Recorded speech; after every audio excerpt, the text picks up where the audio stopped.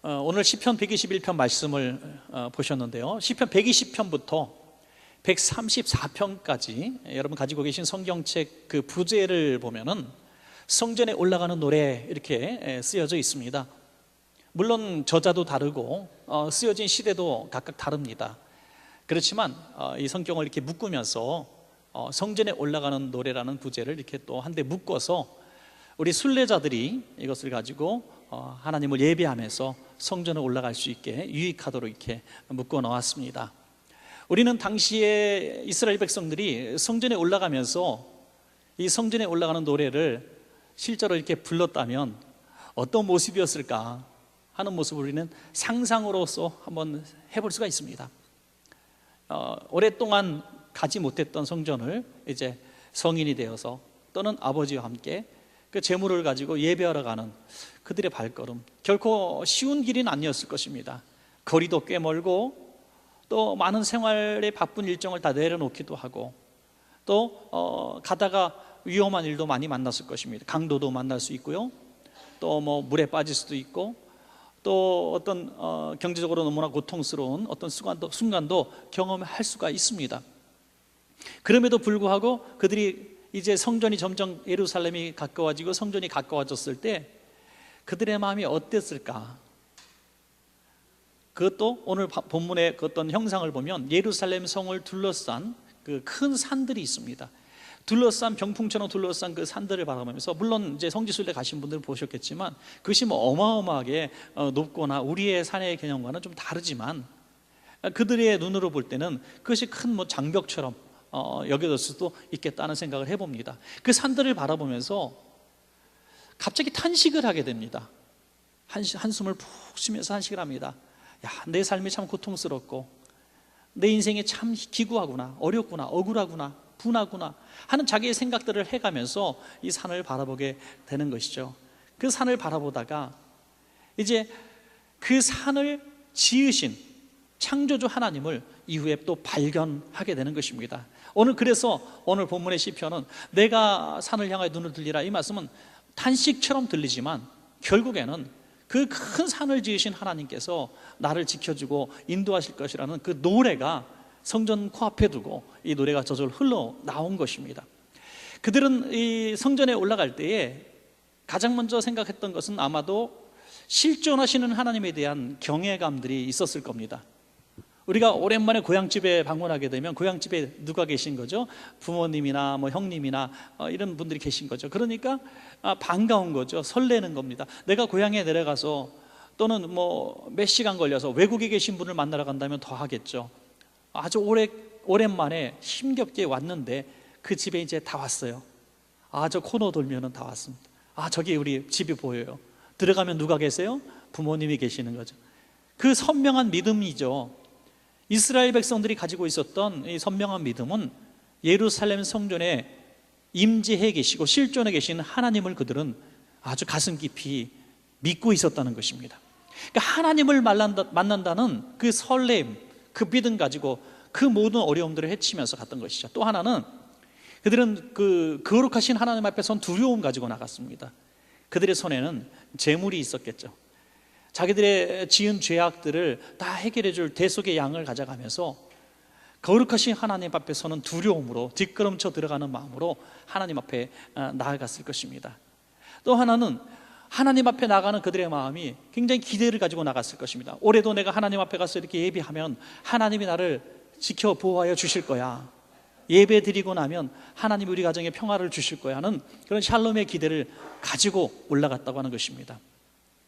사랑하는 여러분, 우리도 그들과 예배의 어떤 부분과 성격은 다르겠지만 우리도 그들이 가진 정신은 동일하게 가져야 된다는 것입니다.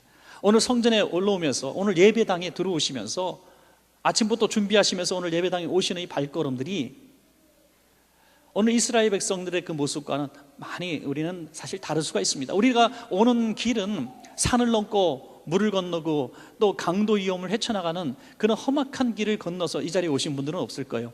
아스팔트 길을, 잘 닦여진 아스팔트 길을 걸어왔고 또 차를 타고 오셨고 편안하게 오셨을 것입니다. 하지만 우리들의 마음속에는 동일한 기대가 있어야 된다고 하는 것입니다. 오늘 예배하는, 물론 하나님은 어디서든지 계시는 하나님이지만 우리가 예배하는 이 자리에 오늘 예배 가운데 살아계신 하나님을 내가 꼭 만나리라, 내가 그곳에 가서 하나님 품에 내가 안겨서 하나님 앞에 눈물을 흘리며 하나님 앞에 내 삶의 고통을 아뢰고 하나님의 실존하시는 하나님의 그 능력의 약속의 말씀을 붙들고 내가 나가리라 하는 그런 기회를 가지고 여러분 오셔야 될 줄로 믿습니다. 오늘 이 시인이 깨달았던 그 진리를 우리가 발견하기를 원하는데요, 내가 산을 향하여 눈을 들리라, 이 말씀이 뭡니까? 성전을 향해서 성전 바로 목전에 이르렀음에도 불구하고 그의 눈에, 육신의 눈에는 산들이 보였다는 거예요. 그 산들의 큰 위협적이고 그 위험이 있고 힘이 있고 권세 있어 보이는 그 큰 산들을 바라본 것입니다. 그래서 어떤 성경학자는 이 산들을 어떤 주변의 강대국들 또는 권세 있는 사람들, 이런 사람들로 비유한 것이다, 이렇게 해석해 놓는 분들도 있습니다. 어쨌든 이 시인은 이 산들을 바라보면서 탄식하는 것이죠. 이스라엘 백성은 그런 얘기를 많이 합니다. 산이여 들으라, 바다여 들으라, 돌들아 소리쳐라, 이런 표현을 하죠. 인격체로 보는 것입니다. 그 산들을 향해서, 이 산같이 거대한 존재들을 향해서 돌아보면 탄식하는 게 뭡니까? 아, 누가 나를 도와줄 것인가? 저 산이 나를 도와줄 수 있는가? 저 태양이 나를 도와줄 수 있는가? 저 달이 나를 도와줄 수 있는가? 저 신비롭게 생긴 바위가 나를 도와줄 수 있을까? 하면서 그 산들을 바라보며 탄식을 하는 것입니다. 오늘 예배 오면서 여러분들 분명히 하나님을 만나러 왔고 하나님 앞에 예배하며 하나님 나를 도와주실 것으로 믿고 오늘 예배당에 나왔지만, 예배당에 오는 발걸음 내내 우리의 육신의 눈은 세상 염려에 사로잡힐 수가 있는 것입니다. 아, 누가 나를 도와주면 참 좋을 텐데, 아, 지금 은행에 내가 이 문제를 가지고 있는데 은행에서 이 문제를 좀 풀어줬으면 좋겠는데, 아, 거래처가 좀 우리 물건 좀 받아줬으면 좋겠는데, 계속 사람에 대한 생각을 한다는 거죠. 내 문제를 해결할 수 있는 권력이 있는 사람이라고 생각했던 그 사람을 향해서 끊임없이 내가 그 사람을 어떻게 만나고 그 사람을 어떻게 설득하고, 이런 생각을 한다는 거예요. 그 사람을 바라보는 것입니다. 그리고 어떻게 이 문제를 풀어갈 것인가 염려한다는 것입니다. 그러나 우리들도 예배하면서 곧 깨닫게 되는 것은 그 사람을 바라보며 아, 누가 나를 도와주실 것인가 탄식했던 이 시인이 곧 이어서 나의 도움은 천지를 지으신 여호와 하나님입니다라고 고백했던 것처럼, 우리가 예배하는 그 순간에 깨닫게 되는 것은 우리가 예배당 오면서 바라봤던 그 모든 사람들, 우리의 문제를 해결해 줄 수 있었던 거대한 권력 있는 사람들, 힘 있는 사람들의 문제가 아니라 그들을 창조하시고 다스리는 그 하나님이 해결의 열쇠를 갖고 계신다는 것을 우리도 고백하게 될 줄로 믿는 것입니다. 여러분, 제가 어떤 동영상을 잠깐 봤는데요, 어떤 스님이 이렇게 설법을 하는 걸 들었는데 굉장히 좋은 말씀을 많이 하시는 분인데 한 부분에 대해서 아, 이게 바로 그 종교와 우리의 차이구나 하는 것을 제가 깨닫고 아주 자부심을 가졌던 적이 있었습니다. 무슨 말이냐면, 그분의 이야기에 의하면 부처님이든 하나님이든 우리가 짝사랑하는 거라고 이렇게 얘기하더라고요. 우리가 짝사랑하는 거다. 짝사랑이 뭐냐? 기대하지 않는 게 짝사랑이라는 거예요. 그래서 하나님 앞에 기도하든 부처님 앞에 기도하든 응답을 기대하지 말아야 된대요. 왜? 응답할 수 없는 분들이래요. 그 설법을 그렇게 하더라고요. 그럼 거기 도대체 수많은 신도들은 왜 앉아 있는지 모르겠어요. 응답할 수 없는 분들이기 때문에 우리는 하나님이든 부처님이든 짝사랑하는 중생이라는 거예요. 그래서 그냥 이렇게 마음의 위로를 받고 말하자면 인정하고 집착을 버리고 편안함만 갖고 돌아가면 그게 성공이라는 거예요. 우리는 적어도 그렇게 믿지는 않잖아요. 그러니까 우리 뭔가 잘못하신 것 같아요. 우리는 하나님을 짝사랑하는 게 아니라 우리가 죄인 되었을 때에, 우리가 하나님을 모를 때에 하나님이 먼저 우리를 짝사랑하셨습니다. 그래서 우리는 하나님을 찾아온 것이 아니라 하나님이 우리를 찾아와셔서 우리를 이 시간에 불러주셨기 때문에 우리가 하나님을 만날 수 있게 된 것입니다. 우리는 하나님이 실존하시고 살아계신 하나님이신 줄로 믿습니다. 여기 어마어마한 차이가 있는 거예요. 우리는 마음의 위안을 받고 그냥 좀 눈물 좀 흘리고 확에 풀어내고 근데 성도들과 즐거운 교제, 친교하다가 돌아가려고 이 자리에 오는 것이 아니라 이스라엘 백성들처럼 수일의 그 순례의 길을 걸으면서 그 고난의 길을 겪으면서 예수님을 만나, 내가 하나님을 만나 교제하고 내가 가져온 재물을, 이 속죄의 재물을 통해서 내가 지난 세월 동안 입었던 모든 죄악들을 주님 앞에 고백하고 주님의 보혈의 피로 내가 씻음을 받고 내가 소망을 가지고 내가 다시 집으로 돌아오리라 하는 믿음 가지고 살아계신 주님 만나러 우리가 가는 것입니다. 이것이 우리의 큰 차이점이라고 하는 것입니다. 오늘 저는 내가 산을 향하여 눈을 들리라 하는 것이 무엇을 뜻하는지, 우리의 예배 태도가 어때야 되는지 두 가지만 말씀을 통해서 은혜를 나누기를 원합니다. 여러분, 두 가지라 그랬어요. 첫째, 둘째가 좀 길어도 걱정하지 마십시오. 세 번째가 없어요. 그러니까 첫째, 둘째. 날씨가 좀 꿀꿀해요 요즘에. 그래서 제가 재밌는 얘기를 하나 해드릴게요. 어떤 분이 이제 부부가 차를 타고 이렇게 가는데 과속을 했습니다. 한 30km 과속을 했어요. 마침 딱 코너에 경찰관이 딱 있었습니다. 경찰관이 차를 딱 세웠어요. 그래서 어쩔 수 없이 섰는데 남편의 시치미를 딱 댑니다. 십자가가 큰 게 걸려 있는데 시치미를 딱 댑니다. 과속 안 했다는 거예요. 참 믿으시는 분들 같은데 왜 이렇게 시침을 떼십니까? 경찰관이 그러니까 부인 집사님이 도저히 견딜 수가 없었어요. 네, 30km 과속했습니다. 그러니까 이 경찰관이 감동을 한 거예요. 그래도 아내분이라도 정직하시니까 참 다행입니다. 제가 그냥 봐드리겠습니다. 아내분, 당신 아내 잘 만나서 된 거 알죠? 다음부터 정직하게 살아. 이렇게 보내려고 하는데 아내가 감사합니다 경찰관님, 이가 평소에는 정직한데 술만 먹으면 이러네요. 네, 술만 먹어서. 그래서 음주운전으로 딱지를 끊었다는 얘기입니다. 어디까지 했죠 설교? 자, 우리가 성전을 올라올 때 어떤 시인의 노래가 있어야 되는가? 딱 두 가지입니다. 첫째로 따라합시다. 사람을 바라보지 말고 하나님을 바라봅시다. 오늘 시인은 시편 121편 1절에 이렇게 얘기하죠. 내가 산을 향하여 눈을 들리라. 나의 도움이 어디서 올꼬? 산을 둘러봅니다. 누가 나를 이 고통의 삶에서 구원해 줄 것인가? 내일 이 빚을 갚지 못하면 우리 집과 아이들이 다 이제 저당 잡히고 노예로 끌려갈 텐데 누가 나에게 돈을 좀 갚아줄 것인가? 이런 수만 가지 염려와 근심 속에서 산들을 둘러보며 탄식을 하는 것입니다. 여러분, 우리도 어려운 상황을 만나게 되면 한숨이 나옵니다. 저절로 땅이 꺼져라고 한숨이 나오게 되는 거죠. 믿음이 좋아도 걱정, 근심에 사로잡히면 한숨이 나옵니다. 오늘 예배당 나오시면서 주님 만나러 오시면서도 세상 염려, 걱정, 근심들이 우리 안에 가득 차 있고 내일까지 모레까지 해결되지 않으면 큰일 날 문제들이 우리 가운데 있고 질병이 있고 염려가 있고 관계의 악화가 있으면 한숨이 나오게 됩니다. 그래서 탄식이 있게 되죠. 자, 이렇게 우리가 탄식하고 근심하게 되면 실수를 하게 됩니다.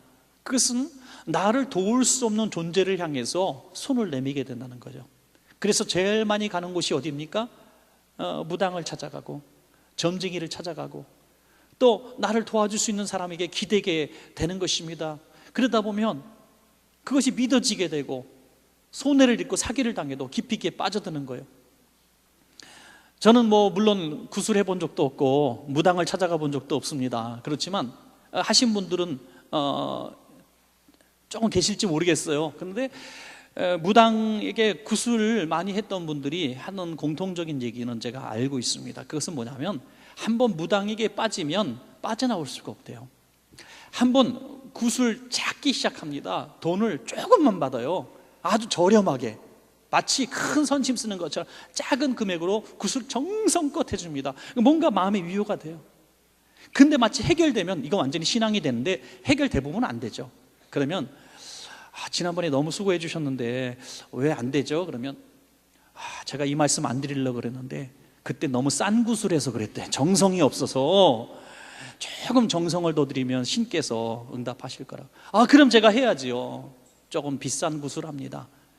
두 번째 조금 비싼 굿, 세 번째는 조금 더 센 굿, 네 번째는 좀 더 큰 굿, 이번엔 옆에 있는 무당까지 불러서 대굿. 그러면서 집을 날리고 저축해놓은 다 날리고 이제 옆에 있는 사람들이 말리기 시작합니다. 너 미쳤구나. 그래도 미친 줄 모릅니다. 왜? 자기까지 해온 일들이 어리석은 일인 건 알지만 지금 돌이키면 너무 아깝거든요. 무당은 꼭 얘기합니다. 한 번만 더 하면 된다고. 한 번만 더 하면 된다고. 그렇게 공들이고 바치고 수고하다가 결국에는 낙심하고 조롱거리가 되고 낙심하게 되는 것입니다. 우리가 하물며 성전에 오는 우리가 자꾸 나를 도와줄 세력과 사람들을 이 주변을 바라보면 안 된다는 거죠.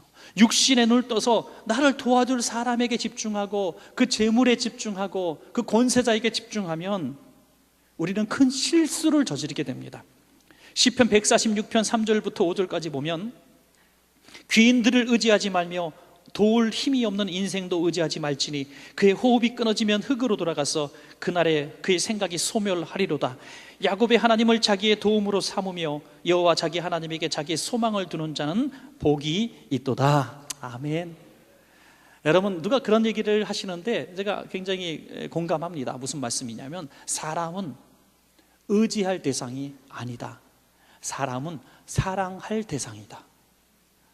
맞는 것 같아요. 사람을 의지할 대상이 아닙니다. 사람은 아침 저녁으로 상황에 따라 형편에 따라 변하기 때문입니다. 우리가 그런 믿었던 사람들, 그렇게 친했던 사람들도 너무나 많이 변한 것을 보게 되죠. 그도 변하고 나도 변하고 너무 멀어진 겁니다. 마음도 변하고 생활 수준에 따라 변하고 지식 수준에 따라 변하고 삶의 환경에 따라서 변합니다. 결국에는 그가 가진 모든 것들이 다 변한다는 것을 우리는 보게 된다는 것이죠. 그런 사람을 우리가 어떻게 신뢰할 수 있겠습니까? 어떻게 믿고 의지할 수 있겠습니까? 물론 우리는 사업을 한다고 또 우리가 어떤 성공적인 삶을 살려고 인맥을 만듭니다. 누구를 안다면 그 친밀하게 알기 위해서 계속 연락도 하고 만나고 선물도 보내고 공도 드립니다. 그래서 언젠가 내게 도움이 될 거야 라고 기대합니다. 그러나 우리가 많이 뿌렸던 일들이 열매로 돌아옵니까? 그렇지 않은 것을 우리가 보게 됩니다. 제가 우리 성도님들을 만났을 때도 그런 일을 많이 듣습니다. 목사님, 내가 이 일을 준비하고 있습니다. 내가 이 일에 투자를 얼마나 했고 내가 이 일에 얼마나 그분을 여러 번 만났고 기도 좀 해주십시오. 이 문제도 있습니다. A, B, C, D, E, F 5개, 6개가 있는데 이 문제를 지금 열심히 하나만 터지면 참 되는데 5개 다 갖고 기도하고 있습니다. 그런데 그 5개 문제는 영영 해결이 되지 않는데 전혀 생각지 않았던 그냥 지나가다 만났던 어떤 사람이 내게 이 일을 줘서 문제가 해결되는 것을 보게 되는 것입니다. 여러분, 우연의 일치라고 보면 안 된다고 하는 것입니다. 여러분, 우린 사람을 의지하지 마시고 그 사람을 움직이시는 하나님을 의지해야 될 줄로 믿습니다. 여러분, 건강관리도 마찬가지예요. 우리가 건강관리 참 잘하시는 분이 있습니다. 저는 진짜 그런 분들 부러워요. 한약 한 번도 빼놓지 않고 마지막까지 드시는 분 정말 부럽습니다. 어쩌면 끼니 3개 챙겨가서 핫팩까지 넣어가지고 딱 드시는데 정말 그분들 존경스럽습니다. 저는 유효기간 지나서 버리는 게 꼭 뒤에 있거든요. 너무너무 훌륭합니다. 헬스클럽 30일 끊으면 30일 다 가시는 분 정말 예수님 다음으로 존경합니다. 저는 췌장 관계 3번입니다. 하여튼 갈 수가 없어요. 의지입니다. 강력한 의지. 아침에 정확하게 일어나고 정확한 시간에 주무시고 영양식만 드시고 술, 담배 딱 끊어버리고 한 번에 아주 무서운 분들이에요. 아주 공기 좋은 데 사시려고 애쓰시고 이거 뭐 유기농이에요 꼭 물어보시고 드시고 너무 건강관리 잘합니다.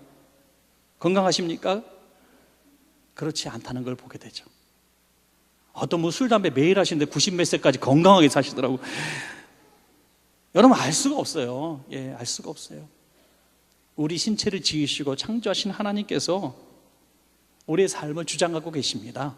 물론 우리가 건강관리해야 되는 것은 기본적으로 중요한 겁니다. 그래서 건강관리하지 않는 것이 어찌 보면 신앙인으로서 옳지 않다고 얘기하는 것도 옳습니다. 왜? 하나님이 우리에게 주신 몸을 건강하게 관리하고 좋은 음식 먹고 악한 음식 먹지 말고 독주를 금하고 이렇게 잘 체력 관리하는 것은 지극히 정상인 것입니다. 그러나 그럼에도 불구하고 우리의 건강을 우리가 보장하고 공식적으로 이 건강에 유지되는 것은 아니라는 말씀을 드리는 것입니다.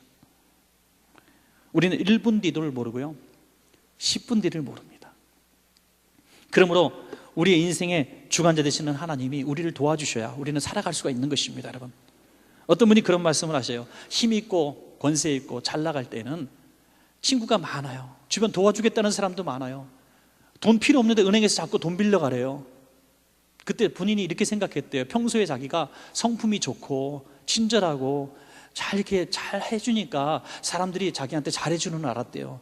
그런데 사업이 안 되고 거래처 끊기고 돈 들어올 때가 막히니까 어떻게 그렇게 귀신같이 하는지 한 명씩 한 명씩 연락을 끊고 사라지기 시작하더라는 거죠.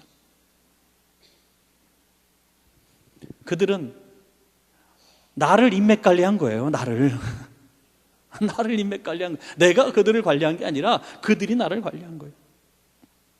시인은 깨닫게 된 겁니다. 그 어마어마한 산들을 바라보며 탄식했던 그 시인이 비로소 깨닫게 되는 것입니다. 그래서 2절에 이렇게 말씀하죠. 나의 도움은 천지를 지으신 여호와에게서로다. 내 도움은 하나님께로부터 온다. 이것을 확실하게 경험한 것입니다. 어느 순례자는 아마도 그런 경험을 했던 것 같습니다. 이 사람 믿어보고 저 사람 믿어보고 이렇게 노력하고 자기의 수고를 다 들여봤지만 얻지 못했는데 결국에는 하나님이 하시는구나 하는 것들을 그는 깨달았던 것 같아요. 마치 12해를 혈루증 앓던 여인이 자기가 할 수 있는 모든 것들을 다 했는데 고침받지 못한 그 순간에 비로소 예수님의 옷자락을 붙들었던 것처럼 우리들이 이런 것도 볼 수 있고 저런 것도 볼 수 있고 이런 것도 할 수 있을 때는 사실 그 위에 창조주 하나님이 보이지 않습니다. 그러나 이 길도 막히고 저 길도 막히고 눈에 보이고 만져지는 모든 인맥이 막히고 할 수 있는 것들이 다 하나도 없게 될 때, 내가 도대체 할 수 있는 게 하나도 없게 될 때 비로소 육신의 눈이 감겨졌을 때 영의 눈이 열려서 보이지 않던 하나님이 보이기 시작하는 것입니다. 여러분, 우리가 어떤 분은 이렇게 극단적으로 얘기해요. 누가 이번에 뭐 대선도 했습니다만 누가 되면 안 된다, 누가 되면 안 된다. 뭐 우리는 그렇게 충분히 생각할 수 있고 또 그렇게 준비할 수 있습니다. 또 그렇게 홍보할 수 있고 투표도 할 수 있습니다. 그러나 우리는 영의 눈을 뜬 사람들이에요. 누가 되더라도 이 역사를 주관하시고 사람을 움직이시고 이 세계 열강들의 움직임을 순간적으로 조절할 수 있는 분은 하나님이시라는 거예요. 하나님입니다. 그 권위의 하나님을 우리가 인정하게 될 때 너무 우리가 낙심할 필요도 없고 낙관할 필요도 없는 거예요. 늘 하나님 앞에 보이지 않는 하나님이 이 땅과 심령과 사람과 세계를 다스리는 그 손을 우리가 영의 눈을 떠야만 보이는 그 손을 우리가 믿고 의지해야 될 줄로 믿습니다. 우리는 절대로 산을 보면서 울고 웃어는 안 돼요. 권세자, 나를 도와줄 수 있는 인맥을 보고 낙심하거나 또는 너무나 과신해서도 안 된다고 하는 것입니다. 기독교 유적이 많이 남아있는 나라 중에 하나가 여러분 에티오피아라는 곳이죠. 우리 교회에서도 에티오피아에 가서 오랫동안 섬기신 분도 계신데요, 거기에 명성 기독병원이라고 있습니다. 그곳에 세워진 병원 가운데 가장 좋은 병원 중에 하나라고 해요. 그래서 그곳에 고관대작들 관리인들이 다 대부분 거기 와서 치료를 받는데 한국 교회에서 세운 병원입니다. 의료진도 물론 한국에서 많은 분들이 가서 수고하고 계십니다. 그런데 의료진들이 이런 안타까운 얘기를 하시더라고요. 좀 일찍 오면 되는데 다 죽게 됐을 때 이것도 해보고 민간요법도 해보고 자기들이 믿는 신 앞에 가서 빌기도 해보고 뭐 별의별 이상한 요법을 다 쓰다가 진짜 죽기 이틀 전쯤 이 병원에 온다는 거예요. 마지막 최후의 보루로. 그러면 손을 쓸 수가 없다는 거예요. 이미 뭐 다 죽은 사람이 와니까. 그래서 어떻게 합니까? 기도하면서 치료하는 거죠. 기도하면서. 그들이 뭐 그런 병원에 가까이 올 수 있는 환경도 안 되고 경제적인 상황도 안 되고, 에티오피아에서도 잘 사는 사람들이나 기웃거리는 병원이기 때문에 일반인들은 올 수가 없죠, 당연히. 그래서 돈 있는 사람한테 비싸게 치료비 받고 가난한 사람에게 이렇게 거의 무료로 치료해주는 이 시스템으로 운영되고 있는데요, 한 번은 이 덱아르라고 하는 젊은이가 환자가 이렇게 오게 됐습니다. 그런데 역시나 조그만 종양 고름 때문에 이제 썩어 들어가가지고 다 죽게 생겨, 온몸에 다 퍼져가지고 죽게 된, 정말 이틀 3일 새에 죽게 된 상황에 젊은이가 들어왔습니다. 그를 맡았던 외과 의사인 신동수 교수님이 계신데 이분이 인터뷰를 하는 얘기를 이렇게 들어봤습니다. 그는 이런 얘기를 했습니다. 데가르라는 청년이 여기 도착했을 때에는 하루 이틀만 늦었어도 죽을 뻔한 상태였습니다. 독이 너무 몸에 많이 퍼져서 심각했습니다. 그런데 희한한 게 성령님이 일하시는 거죠. 우리가 그를 살린 것이 아닙니다. 더 늦지 않게 때를 맞춰서 여기 오게 하셨고 지금까지 되게 하시는 것을 보면 성령님이 하시는 겁니다. 제가 아무리 이렇게 저렇게 해보려고 해도 되는 게 아니고 성령님이 하시는 겁니다. 이렇게 얘기해요. 하나님이 하셨다는 거예요. 그리고 그렇게 말씀하신 이유가 뭐냐면 곧 이어서 떼가르라는 청년이 했던 고백을 듣고 알게 됐습니다. 그는 이렇게 얘기를 했습니다. 제가 믿고 있었던 이슬람이 잘못된 길이라는 것을 이곳에서 치료받으며 알게 됐습니다. 저를 이곳으로 보내셨고 살리신 예수 그리스도를 믿게 되어 무엇보다 감사합니다. 그가 아파서 죽을 정도로 고생하고 여기저기 치료받을 곳에 방문했지만 치료받을 수 없었던 많은 이유들, 그때는 왜 그럴까? 저 청년이 뭔 죄를 졌을까? 불쌍하다. 그리고 그가 이 병원에 왔을 때에도 야, 좀 일찍 오지, 희망이 없네, 늦었네 하는 의료진들의 모습들. 그러나 하나님의 관점에서 뒤에 바라보니 늦지도 이르지도 않게 하나님이 만남을 주셨다는 거죠. 그 고통 가운데서 치료받게 하시며 하나님을 알게 하시고 영과 육이 구원받게 하시라는 하나님의 기가 막힌 타이밍이 있었다는 것입니다. 여러분, 우리도 그렇다는 거예요.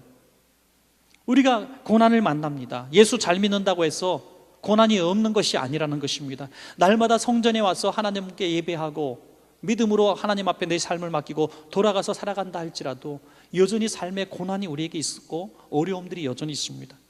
믿지 않는 사람이 말합니다. 너 교회 다닌다며, 너 하나님 앞에 기도한다며, 충성한다며, 그런데 너희 삶에 왜 이렇게 막히는 게 많아? 그럴 때 우리는 이렇게 대답할 수 있는 것입니다. 경험을 통해서 조금만 기다리면 하나님이 일하실 거야 하는 거죠.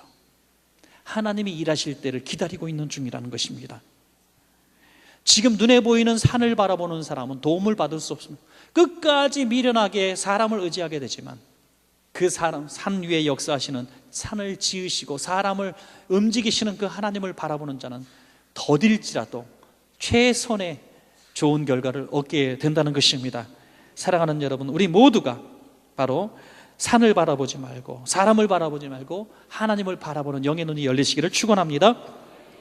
마지막 두 번째로 따라합시다. 문제를 바라보지 말고 기도합시다.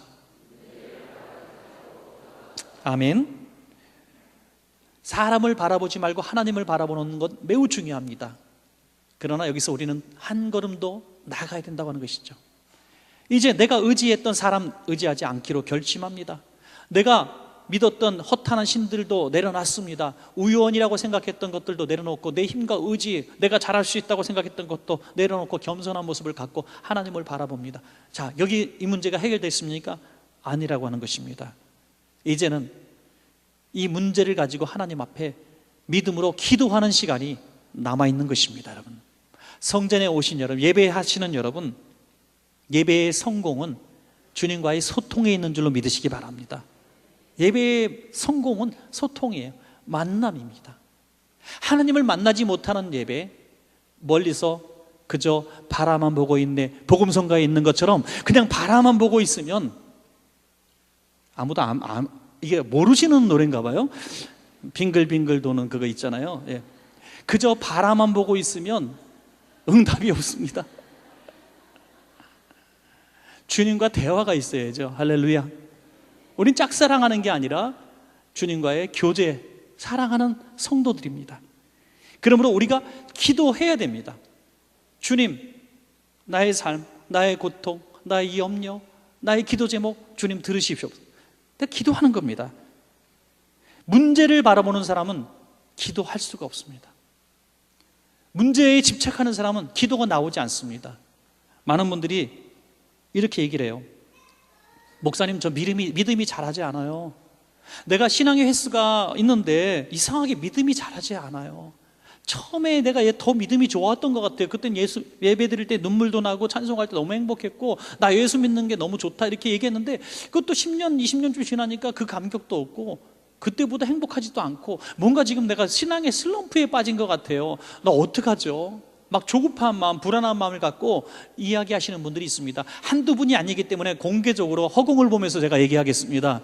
그 이유는 기도하지 않았기 때문입니다. 믿으시기 바랍니다. 기도는 믿음이 있어야 하는 게 아니라 기도해야 믿음이 생깁니다. 역사가 일어나야 기도할 수 있는 게 아니라 기도해야 역사가 일어나는 것입니다. 사람을 바라보고 산을 바라보고 여전히 내가 상식과 경험과 지성을 의존하고 있는데 어떻게 기도가 나옵니까? 그게 믿음이 없다는 증거죠. 기도는 나의 상식과 경험이 무너졌던지 아니면 내가 아직 할 수 있는 것들이 남아있음에도 불구하고 천지를 지신 하나님을 내가 신뢰해서 기도하든지 기도해야만 역사가 일어난다고 하는 것입니다. 여러분, 우리는 사실 하루하루 살면서 너무나 내가 할 수 없는 일들에 직면합니다. 여러분, 우리가 만나는 인생의 모든 문제는 두 가지 방향으로 오죠. 하나는 내가 잘못된 길을 자초했을 때 오는 문제고, 두 번째는 나와 상관없는 사람이 나에게 고통을 주는 문제입니다. 운전의 예를 들면 내가 핸드폰을 갖고 문자 보내다가 내가 중앙선 넘어서 멀쩡한 남의 차를 받았을 때 나는 큰 문제에 직면하게 되는 것이죠. 이건 내가 자초한 일입니다. 내가 어리석어서 사기를 당하고 내가 발을 헛디뎌서 낭떠러지 떨어지고 내가 밀어내가지고 보이스피싱 당하고 이런 거예요. 내가 자초한 문제입니다. 이것도 문제예요. 그러나 반대편의 입장에서 내가 운전하고 있는데 나는 정상적으로 운전하는데 건너편에서 음주운전한 사람이 중앙선 넘어서 나를 받을 수도 있어요. 이것도 인생의 큰 문제 아닙니까? 우리는 어떻게 내 인생을 내가 책임질 수 있다고 자신할 수 있습니까? 아침에 출근해서 어떻게 내가 건강한 몸으로 저녁에 들어와서 아이들을 안고 나 회사에 갔다 왔다고 아이들 입맞춤 할 수 있습니까? 자신 있습니까? 여러분, 30년 후 내가 어떻게 살 것인가 자신할 수 있습니까? 자신해서는 안 됩니다. 우리 하나님께서 내 생명과 내가 실족하지 않도록 내 다리를 지켜주시고 상대편이 넘어오지 않도록 나를 지켜주셔야 내가 살아갈 수가 있는 것입니다. 시편 121편 3절에 보니까 여호와께서 너를 실족하지 않게 하시고, 내가 내 실수로 내가 아차해서 실수하는 경우도 하나님 막아주시고. 여러분, 우리가 얼마나 미련한지 몰라요. 똑똑한 척해도 너무나 미련해요. 그렇게 똑똑하신 분이 공항 갔는데 아내의 여권을 가져갔대요. 하여튼 그냥 지은 얘기예요. 제가 누구나 추적하지 마시고. 그렇게 3년 공부했는데 수험표 안 가져가서 시험 보고요. 여러분, 우리는 얼마나 미련한지 몰라요. 뭐 핸드폰 가져간다고 갔는데 TV 리모컨을 핸드백 안에 넣고 가고요. 그렇게 똑똑하던 분이 냄비에 불 켜놓고 하루 종일 회사 나가 있고요. 우리 아차아차할 때 많아요. 어떤 분이 그냥 말도 안 되는 보이스피싱을 당해서 은행에 돈 넣으러 가다가 우리 교회 성도님 만나가지고 어디가, 그러니까 나 이거 급해서 돈 넣으러 말 시키지 마. 아 근데 이상해, 왜 가? 뭐 어디 막 따지고 보니까 보이스피싱 같아. 그래서 그 보이스피싱 같은데 정신 차리고 확인해 보니까 보이스피싱이에요. 그 성도님 만나서 엄청난 돈을 건졌어요. 여러분, 사람이요, 그렇게 똑똑한 사람이 이상하게 이렇게 된다니까. 그 이유가 뭔지 아십니까? 문제에 깊이 빠져들었기 때문이에요. 그 문제에 너무 집착하기 때문에. 여러분, 우리가 아파서 큰일 납니다, 당신 죽습니다 하는 얘기에 집착하지 마십시오. 당신은 직장에 들어갈 수 없습니다, 당신은 취업할 수 없습니다, 그 말에 집중하지 마십시오. 당신 기업은 이번에 반드시 손해를 볼 겁니다, 망할 겁니다, 이 말씀에 집착하지 마십시오. 당신 자녀는 안 될 겁니다, 이 말에 집착하지 마십시오. 부정적인 얘기에 집착하지 마십시오. 그럼 어떻게 합니까? 그 문제를 가지고 기도하십시오. 기도하면 문제에서 해방됩니다. 문제는 여전히 있지만 문제가 나를 사로잡지 못합니다. 성령이 나를 사로잡기 때문에 그 문제가 되지 않습니다. 1977년에 우리나라 등반대원들이 세계에서 8번째로 에베레스트 산을 정복했다고 해요. 그때 아주 오래된 얘기지만 등반대장인 김용도 씨는 교회 집사님이고 또 다른 대원들은 다 무신론자였답니다. 그런데 김용도 대장이 믿음이 좋아서 목사님을 모시고 예배를 드렸는데, 그때 목사님이 말씀이 시편 121편 오늘 이 말씀을 하시며 여러분의 발을 실족지 않게 하실 줄로 믿습니다라는 설교를 하셨습니다.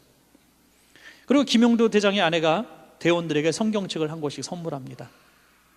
이건 부족보다 센 겁니다 하면서 하나씩 넣어준 거예요. 그래서 하나씩 포켓에 넣고 갔습니다. 아주 완벽한 준비를 했어요. 예산도 많이 들여서 산소통도 최고급 불란서에서 수입한 아주 최고급 산소통을 준비하고 이제 우리는 될 거다라는 확신을 가지고 올라갔습니다. 이제 꽤 높이 올라가서 이제 산소통이 필요한 순간에 와서 산소통을 딱 열었는데 산소통이 다 안 되는 겁니다. 전혀 쓸 수가 없게 됐습니다. 참으로 낭패죠. 이것도 확인하지 않고 올라왔다니 우리가 다 미련하구나. 아니 예배까지 드렸는데 하나님이 도와주신다고 했는데 이게 뭔 일일까? 어떻게 할까? 그러면서도 실망하지 않고 야 어차피 목숨 걸고 한번 해보자 하고 산소통 없이 올라가기 시작합니다. 한참 올라가다가 발밑에 뭐가 밟히는 게 있어서 깜짝 놀라서 이거 보니까 뭐 물건들이 잔뜩 있어요. 열어보니까 선명하게 나사라고 써있는, 나사가 아니라요, 볼트 나사가 아니라 나사라고 써있는 산소통이었습니다. 그 발견된 산소통이 12개, 한 개를 제외하고 12개가 정상적으로 작동하는 산소통이었습니다. 그래서 그것을 어떻게 할까요? 나사에 돌려줬을까요? 내 것이 그냥 딱 짊어지고 그 산소통을 메고 올라가서 그때 가장 단기간, 등반 사상 가장 짧은 기간이 28일 만에 에베레스트 산을 정복하고 하나님께 영광의 예배를 드렸다는 것입니다. 그곳에 성경을 가지고 그 목사님이 읽어주셨던 시편 말씀을 대원들과 함께 낭독하고 그 성경책을 그 땅에다 묻고 하산했다는 이런 역사적인 이야기가 있습니다. 여러분, 우리는 하나님은 누구신가? 이렇게 생각해 볼 수 있습니다. 하나님은 얼마든지 산소통이 고장나지 않게 하실 수 있는 하나님이에요. 그런데 하나님을 더 깊이 알아가게 하시려고 그들이 준비한 산소통은 쓸모없도록 하시고 하나님이 준비하신 더 좋은 산소통을 그들은 만나서 하나님께 영광 돌리게 한 것입니다. 하나님은 누구신가? 여호와 이레의 하나님인 줄로 믿습니다. 여호와 이레의 하나님, 내가 믿고 의지하고 완벽하게 준비해 놓은 것들을 무용지물로 만들어 버리시는 하나님. 그러니까 그 고통 우리는 할 필요가 없는 겁니다. 그 애씀이 얼마나 낭비입니까? 소모입니까? 애초부터 우리가 준비하는 모든 과정 속에서 하나님이 준비하심을 기대하시기 바랍니다. 그것이 여호와 이레인 것이죠. 시편 50편 15절에 환난 날에 나를 부르라, 내가 너를 건지리니 내가 나를 영화롭게 하리로다. 아멘. 이스라엘 백성이 40일 동안 가나안 땅을 정탐했습니다. 저는 그 정탐한 것 자체가 큰 죄라고 생각하지 않아요. 우리 믿는 사람들이 너무 기도만 한다고 하면 안 돼요. 열심히 사업하는 사람 책도 보고 공부도 해야 됩니다. 사업 잘하는 사람 어깨 너머로 가서 배워야 되죠. 또 공부도 그렇고 뭐 목회도 그렇고 배워야 됩니다. 열심히 자기가 할 수 있는 것 열심히 공부해야 됩니다. 그렇지만 그들의 실패 원인이 어디 있었는가? 가나안을 정탐하는 모든 과정 속에서 기도했다는 부분이 하나도 나오지 않습니다. 기도하고 보내지 않았고 돌아와서 기도하지 않았습니다. 정탐꾼들이 10명의 보고가 있습니다. 우리는 할 수 없습니다. 우리는 메뚜기 같습니다. 저들은 너무나 덩치가 큽니다. 우리는 절대로 가나안을 정복할 수 없습니다. 아무리 여호수아와 갈렙이 저들은 하나님이 우리에게 주신 밥이다, 저들을 보지 말고 저들 위에 역사하는 하나님을 보자, 이렇게 얘기했지만 그들의 큰 차이가 뭡니까? 한 부류는 기도하지 않았고 여호수아 갈렙은 기도했다는 겁니다. 그들은 기도하지 않았기 때문에 영의 눈을 볼 수 없었고 하나님을 볼 수 없고 눈에 보이는 그 거대한 가나안 사람만 보았던 것이죠. 하지만 여호수아 갈렙은 똑같은 것을 봤지만 기도했기 때문에 그들이 보이지 않고 그들 위에 역사하시는 하나님이 보인 것입니다. 여러분, 엘리사가 사환의 눈을 열 때 비로소 도단성을 둘러싼 그 무리들이 보이는 것이 아니라 그 외의 역사는 천군을 볼 수 있었듯이 마시죠. 여러분, 기도는 기도해야 문이 열리는 게 아니라 우리가 믿음을 가지고 영의 눈을 열어달라고 우리 하나님 앞에 간구할 때 내 기도의 문이 열릴 수가 있는 것입니다. 여러분, 기도 억지로 되는 게 절대 아닙니다. 사랑하는 여러분, 어떠한 문제든지 동일한 문제, 동일한 상황에서도 기도하면 영의 눈이 열려서 보여지고 만져지는 것들에 지배를 당하지 않습니다. 문제에 지배를 당하지 않습니다. 문제가 큽니까? 내가 도무지 문제를 해결해 나갈 수 없다고 판단하십니까? 고린도전서 10장 13절에 사람이 감당할 시험 받기는 너희가 당한 것이 없나니 오직 하나님은 미쁘사 너희가 감당하지 못할 시험 당함을 허락하지 아니하시고 시험 당할 쯤에 또한 피할 길을 내사 너희로 능히 감당하게 하시느니라. 하나님은 우리가 감당할 수 있는 것만 주신다는 거예요. 난 진짜 못하겠어요. 하나님, 진짜 못 견디겠습니다. 하나님 정말 힘듭니다. 지쳤습니다. 저는 그런 성도님들을 참 많이 만나요. 참 목회자가 돼서 제일 피곤하고 힘든 부분이 제가 만나는 성도님들의 이유가 90%가 그런 이유이기 때문에 같이 지쳐버려요. 같이 힘들어요. 목사님 진짜 저 힘들어 죽겠어요. 제가 생글생글 웃으면 기도하세요 이럴 수 있어요? 얼굴도 표정 관리 좀 해가면서 힘드시겠군요. 그 고통에 내가 공감하지 않고, 그분의 상황과 슬픔에 내가 공감하지 않고 어떻게 같이 기도할 수가 있겠습니까? 그러니까 같이 공감하느라고, 공감하는 시간들이 너무나 아프고 힘든 분들이 너무나 많으니까 힘들어요. 그래서 여러분께 부탁하는데, 행복하고 좋은 일이 있을 때도 좀 많이 좀 찾아와 주시기 바랍니다. 좀 이게 해소가 돼야지. 목사님 저 집 샀어요. 목사님 저 부자가 됐어요. 좀 행복해요. 저는 하나님의 응답 받았어요. 성공했어요. 좀 이런 좋은 소식 안고 같이 나누면 정말 저도 행복해질 것 같아요. 분명한 것은 여러분, 하나님이 우리보다 우리를 잘 아신 하나님. 내가 진짜 지쳐서 진짜 죽을 정도가 되면, 진짜 내가 하나님 나 죽고 싶어야 할 정도가 되면 하나님이 피할 길을 내어주십니다. 감당할 시험 수준만 주시는 거예요. 여러분 반드시 이길 겁니다. 과거를 한번 생각해 보세요. 진짜 죽을 뻔했던 상황들을 여러분 없었습니까? 다 있지 않았습니까? 정말 지금보다 힘들었던 상황도 극복하셨잖아요. 어떻게? 정말 돈 버는 거 1년 동안 직장도 못 다녔는데 어떻게 한 끼도 안 굶으신 거 기적 아닙니까? 어떻게 그렇게 살아오셨습니까? 순간순간 하나님이 보내주셨다고 생각하지 않습니까? 하나님이 보고 계셨다고 믿지 않습니까? 어떻게 그런 일이 벌어졌습니까? 하나님이 여러분들을 한 번도 졸지도 주무시지 않고 보셨다는 겁니다. 기도가 힘이 부족하면 도움을 청하십시오. 마태복음 18장 19절에 진실로 다시 너희에게 이르노니 너희 중에 두 사람이 땅에서 합심하여 무엇이든지 구하면 하늘에 계신 내 아버지께서 그들을 위하여 이루게 하시리라. 혼자 힘으로 부족하면 기도를 요청하십시오. 두세 사람이 붙들고 같이 기도하십시오. 문제 속에서 슬퍼하지 마시고, 문제 속에 깊이 잠기지 마시고, 슬픔 속에 잠기지 마시고, 그 문제를 다스리고 정복하시는 하나님 앞에 기도하십시오. 여러분, 저는 이 마지막에 시편 121편 5절부터 8절까지를 같이 읽으면서 말씀을 마치겠습니다. 우리들의 믿음이 이 구절이 되시기를 축복합니다. 시작. 여호와는 너를 지키시는 이시라. 여호와께서 내 오른쪽에서 내 그늘이 되시나니 낮에 해가 너를 상하게 하지 아니하며 밤의 달도 너를 해치지 아니하리로다. 여호와께서 너를 지켜 모든 환난을 면하게 하시며 또 너의 영혼을 지키시리로다. 여호와께서 너의 출입을 지금부터 영원까지 지키시리로다. 아멘. 할렐루야. 여러분, 말씀을 정리하겠습니다. 다시 한번 두 가지 따라합시다. 사람을 바라보지 말고 하나님을 바라봅시다. 문제를 바라보지 말고 기도합시다. 할렐루야. 여러분 모두에게 이 축복이 있기를 간절히 축원합니다.